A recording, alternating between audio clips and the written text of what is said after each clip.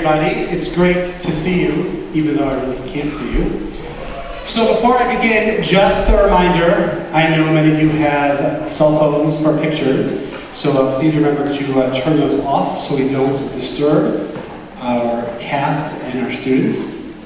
As well as to remind you that when we get to the performance part, your students, our children, cannot see you.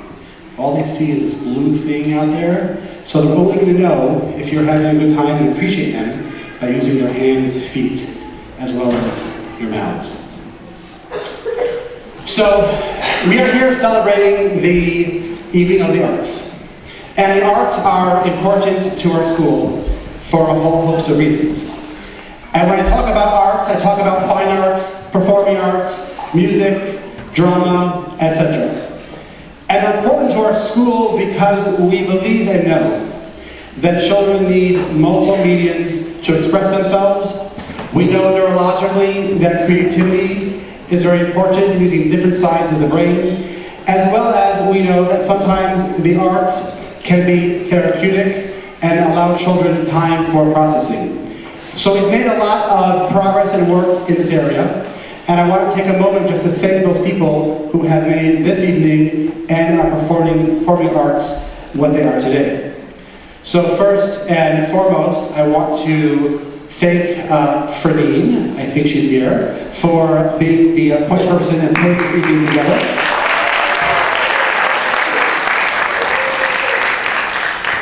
And Dr. Marion Harrison, our new music teacher, who will be here or there very shortly. Thank you. Two names that if you have been around our school for a little bit, you will recognize. Our own Simeon and Andrea. And in the back, the blue, Joel, sound. Somewhere behind all these wires, I know there's Scott Forbes, so thank you. Miss Intro, and I think Barry for pictures. And just a small editorial, you've probably read one of these blogs that sometimes we experience our children's childhood through the camera lens or through our phone lens. So if you feel so inclined, sit back and enjoy, and you can be on Facebook in 48 hours and you can see it there and copy and download it. So think about that if you like. Tammy, also thank you, and Mary for putting together some of the back end stuff. So, yes, we need pages and pages of notes, I can't read anything. All right, so now it is my pleasure to call upon two of our students to offer some words of Torah. Make your way forward, Mr. Eitan Lusider and Hannah Solomon.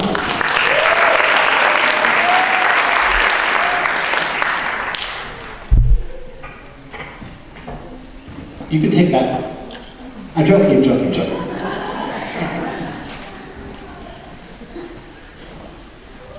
Good evening. In this week's Parshat Vayeshev, we read the story of Yosef and the multicolored coat he received from his father Yaakov. Yaakov gave him this coat to show his immense love for his favorite son.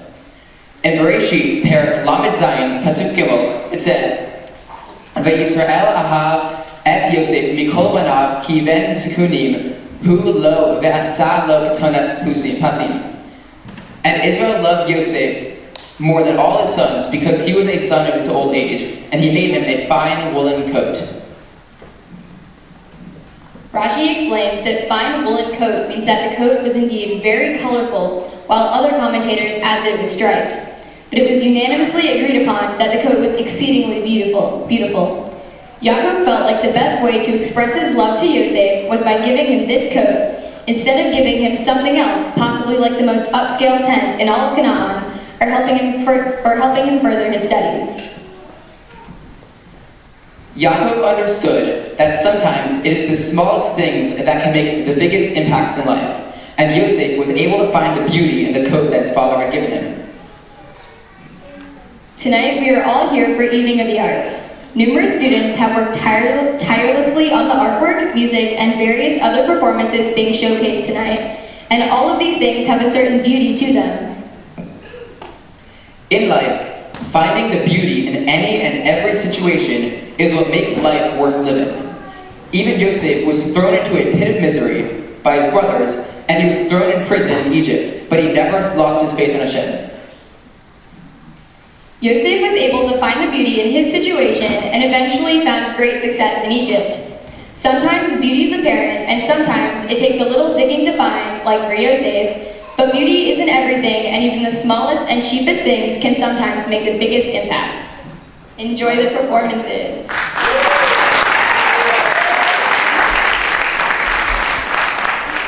Thank you, guys. So sometimes the small little things make all the difference. And in the course of a school day, it's the little things. Noticing a child who is unhappy. It is the little things. It's allowing a child the opportunity to have a one-on-one discussion. It's going the extra mile. And that's what we do each and every day. And when I say we, I mean our dedicated and talented educators. So if you are an educator in our building, please rise and be acknowledged.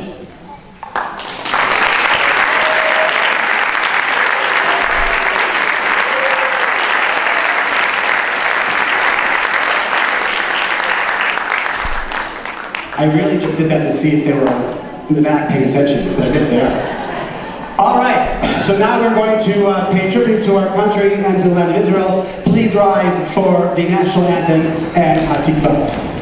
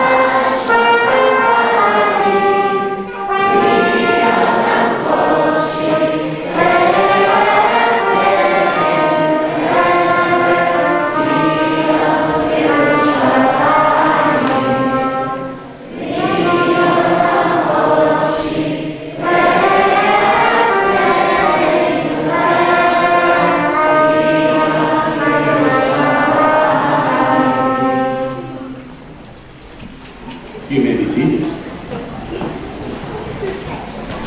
It is now my pleasure to call forward Dr. Jay Cinnamon, a member of the Board of Trustees, to share a brief announcement with you.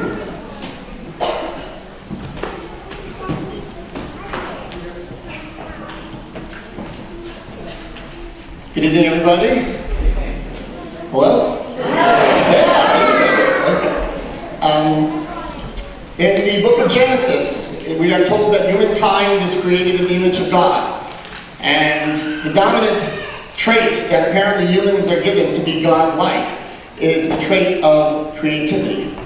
And we see that tonight in all of these creative arts, because these creative arts, the students that are putting them on and portraying them, and the teachers who are mentoring our students, are doing nothing less than God's work, and the kids are doing nothing less than acting godlike by being creative.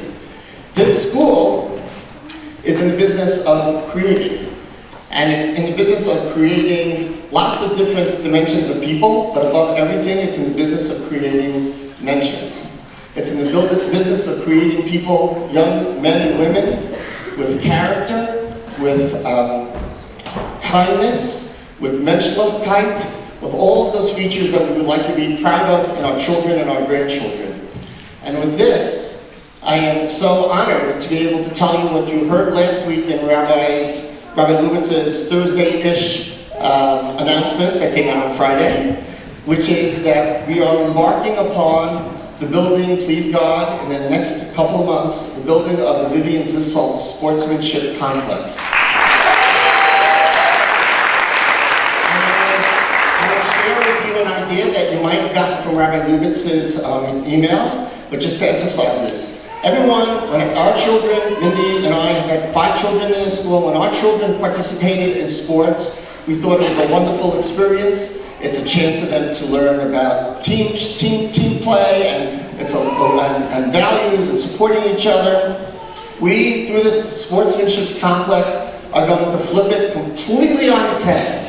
Sports are not going to be simply a means of experiencing physical, building yourself up physically, building up character, but on the opposite. Sports is going to be the medium, yet another medium of building mensches. The same way you can learn about Menschlichkeit in the classroom, you can learn about Menschlichkeit through the performing arts, you can learn about Menschlichkeit using sports as the medium. The programs that will emanate from the Sportsmanship Complex, and it is called the Sportsmanship Complex, not a sports complex, a sportsmanship center, because the emphasis, as soon as you walk in, you're going to know that all of the programs that occur in this center are going to be about people, about kindness, about Menschlichkeit, about looking to maximize each other's potential, about building bridges with people. That is what the core values of this school are all about. That is what the core values of Vivian Zisselt, so blessed memory, was all about. And we are opening our doors to all of you to provide us with the ideas of what these programs are going to look like. We've already been flooded with 15, 20, 25 ideas, programs that will occur in the school that will emphasize these things, whether it's the 2nd grade class making welcoming signs for the opponent's team, so that when they come here and here, they are welcomed in here like royalty, whether it is twinning with schools or other programs that need facilities so that our kids can twin with other kids and mentor other kids. We are going to use the medium of sports to teach Menschlichkeit. As far as we can tell, this has never really been done in this country before. So stay tuned, come along for the ride. If you have any ideas, please let us know. We'll be working on the programming for the next few months. Our goal, groundbreaking the beginning of February, completion and opening beginning of December. Thank you for your attention.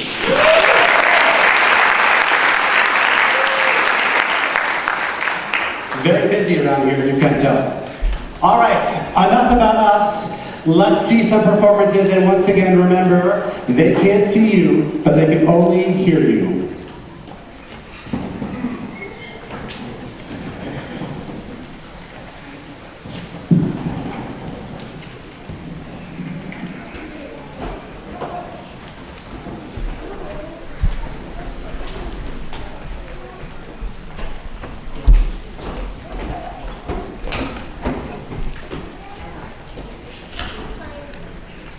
Good evening. Can you hear me? Excellent, very good. Good evening. My name is Dr. Marion Harrison, and I am the new music teacher here for the Early Childhood Division through the lower school. So I teach the 6-week-old babies on up to the 9-year-olds, 9 and 10-year-olds, and I'm so happy to be here. here, and so happy to have revived a children's choir here for your viewing and auditory pleasure. We meet once a week for 30 minutes on Tuesdays during their recess, and so I think that because of the short amount of time that we have to practice, I do believe you'll be amazed and inspired by what you hear. We hope you enjoyed the performance this evening. Thank you.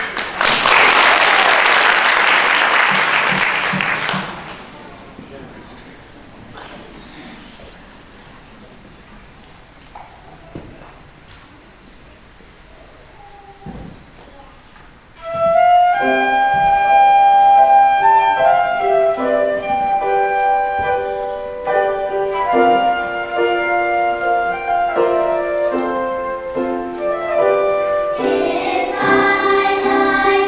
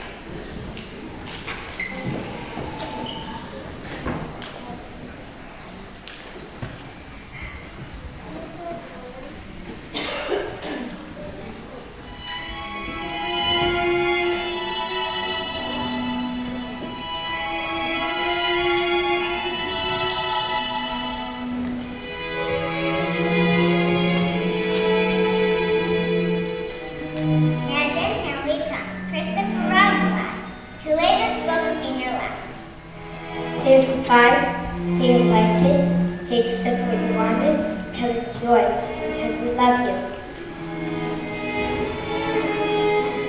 Once upon a time, a very long time ago, there was a boy living for us who liked to play in the world called the 100-Acre Wood.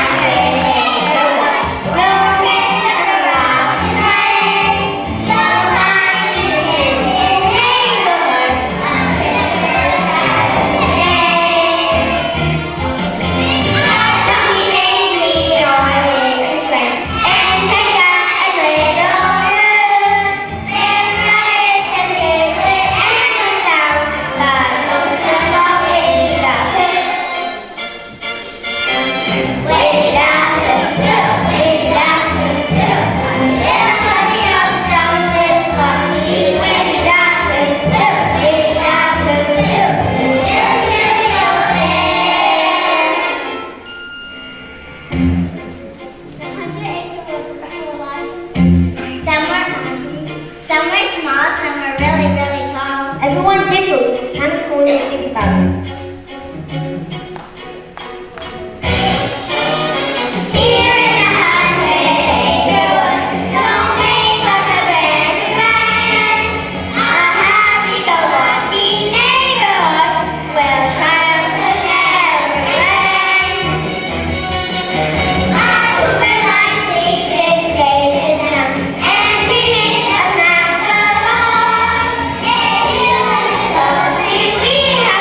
That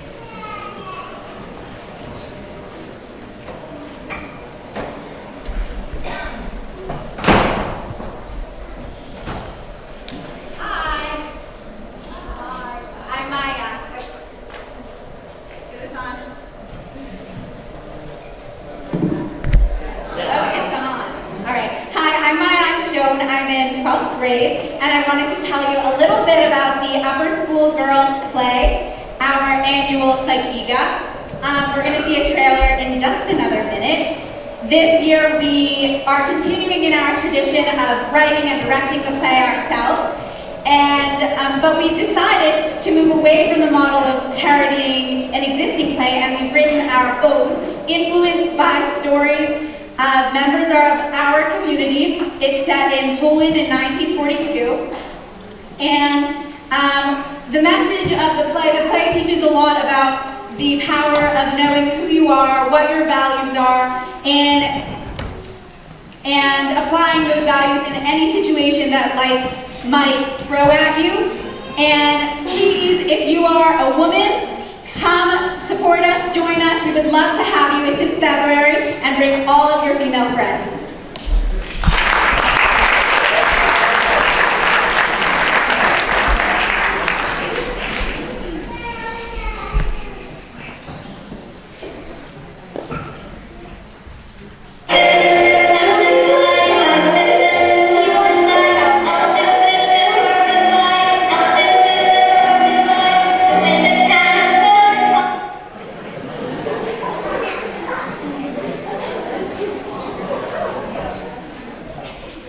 The end.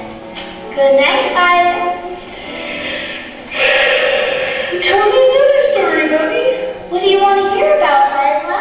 Tell me a story about you when you were my age. Well, a long time ago, my family lived in a different country called Poland, in a city called Białystok. The best birthday party I've ever been to!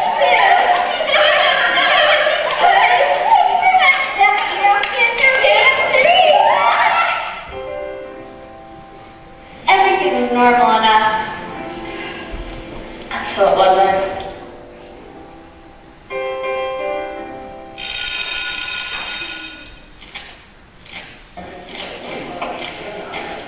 Girls, please bring your requests up to the front when you're finished. I'll begin grading them.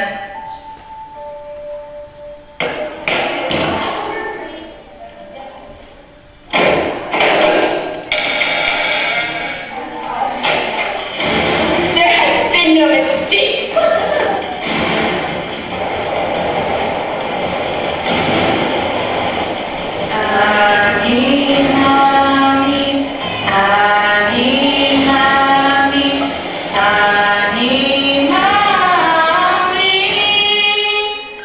We'll all be together again one day. I just know it. Be strong. Remember who you are and what your name is. They'll fall behind on their lessons if we don't do anything. You're right. We'll help them.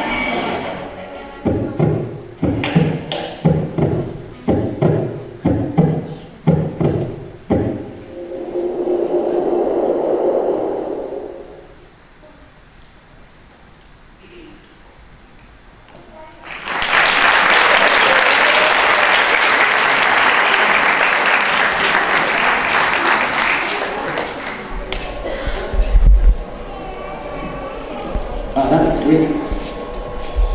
So we're going to closing remarks, and I want to invite all of you who may have not been to the Hamburger to see some of the student work which you're available to take home.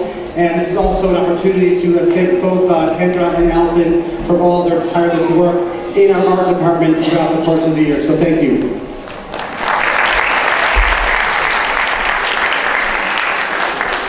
So my notes say, Shelley, you're joining the event. Maybe? Maybe not? No. I'm just saying goodbye. Okay. So, all right. So once again, I want to thank you for joining us. If you head back to the Hamburger, you can find some student art.